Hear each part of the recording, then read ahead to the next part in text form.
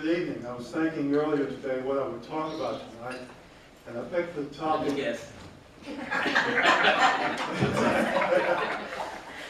Well, I actually picked the topic volunteers, and it just so happened it worked out great. I'm sorry the people are on here now, but I was thinking primarily that all these events I've been to recently, not only recently but in the past too, but a couple weeks ago out at Fort Monroe, there was a big event going on there, 1619 commemoration. Now we always look at the main speakers out there and the officials in charge of all this, but it took a lot of volunteers.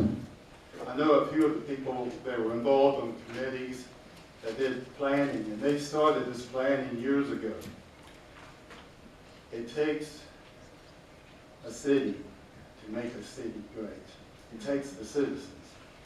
It takes the citizens to make a state great, to make this area great. So when I think of my home, I think of not only of Newport News, of course, of the state of Virginia, the United States, but when I go to Hampton, I feel at home there too.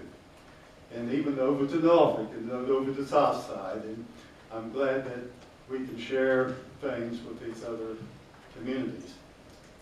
But I would like to make the point that there are plenty of people who would like to volunteer to do even more for this city. I know we spend a lot of time talking about things that could be done and would be nice to be done, but if we just let these citizens direct their actions toward actually doing some of these things.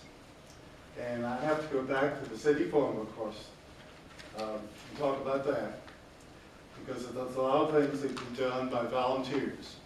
But at this point, of course, we're still waiting to get out on the property to even do anything.